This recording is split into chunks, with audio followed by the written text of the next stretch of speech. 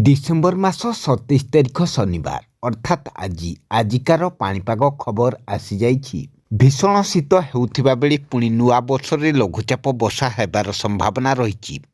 तेबे आसंता 24 घंटा मध्य राज्यर केउं केउं सबु जिलागुड़िकरे प्रबल ठंडा हेबो आउ केउं सबु जिलागुड़िकरे घन कुहुड़ी हेबो ता सहित आज राज्य में पाग सुखिला रहिबो ना मेघुआ रहिबो। भुवनेश्वर स्थित आंचलिक पाणीपाग विज्ञान केन्द्र पक्षरु केउं सबु जिलागुड़िकु वार्निंग जारी करा जाइछि अर्थात केउं सबु जिलागुड़िकु घन कुहुड़ी हेबाकु थिबारु येलो वार्निंग जारी करछि पाणीपाग विभाग।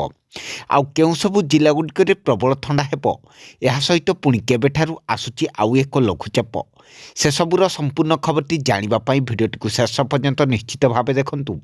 आउ जदि ता पूर्वरु आम ओजेन ओडिया न्यूज चैनल टी को नुआ करी आस्तिले एबे ही सब्सक्राइब कर दियंतु आ पाखतुआ बेल आइकन टी को दबाइ दियंतु। आगकु मध्य एहिपरि पाणीपाग संबंधी समस्त प्रकार टेक्निक अपडेट खबर गुडिक सर्वप्रथमे जानिबा पाई। तेबे राज्य रे प्रबल ठंडा हेबाकु थिबा बेले ओडिसा रे पुणी आसुछि लघुचाप।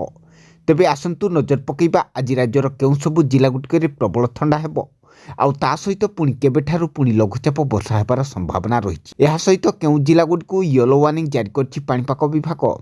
तेबे पुणी वर्ष आरंभରୁ ही सृष्टि होई पारे लघुचाप। दक्षिण बंगोपसागर लघुचाप संभावना रही।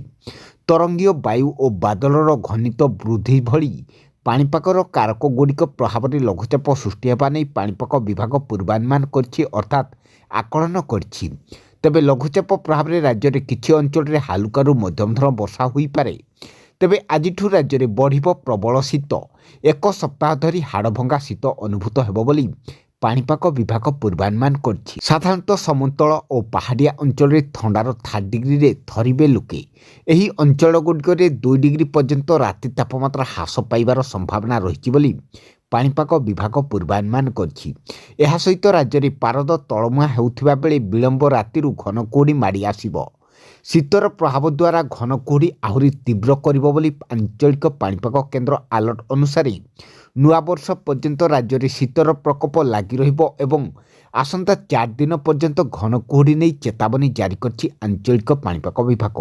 तेबे आसंता काली सकाळ पर्यंत अर्थात आसंता 4 दिन पर्यंत कंधमाल कोरापुट ढेंकानाल खोर्धा सुंदरगढ़ जिले में अनेक स्थान में घन कुहुड़ी को नहीं चेतावनी जारी करछि अर्थात येलो वार्निंग जारी करछि पाणीपाग विभाग।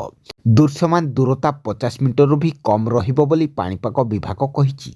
तेबे आज प्रबल शीत हेबाकु थिबा जिला गुड़िक हेउछि कोरापुट रे 6 डिग्री, फुलबाणी रे 7 डिग्री, झारसुगुड़ा रे 7 डिग्री, राउरकेला रे 8 डिग्री, सुंदरगढ़ रे 9 डिग्री, नवरंगपुर रे 9 डिग्री, रायगड़ा रे 10 डिग्री, बलांगीर रे 10 डिग्री, भवानीपाटना रे 10 डिग्री, केन्दुझर रे 10 डिग्री, सोनपुर रे 11 डिग्री, अनुगुल रे 11 डिग्री, सम्बलपुर रे 12 डिग्री, देवगढ़ रे 12 डिग्री, ढेंकानाल रे 12 डिग्री, बरगढ़ रे 12 डिग्री, नुआपड़ा रे 12 डिग्री, मालकानगिरी रे 12 डिग्री, बालेश्वर रे 12 डिग्री, बारिपदा रे 12 डिग्री, केन्द्रापड़ा रे 12 डिग्री, जगतसिंहपुर रे 12 डिग्री, भद्रक रे 13 डिग्री, जाजपुर रे 13 डिग्री, कटक रे 13 डिग्री, खोर्धा रे 13 डिग्री सर्वनिम्न तापमात्रा रेकर्ड होइतिबा पाणीपाग विभाग कहिछि।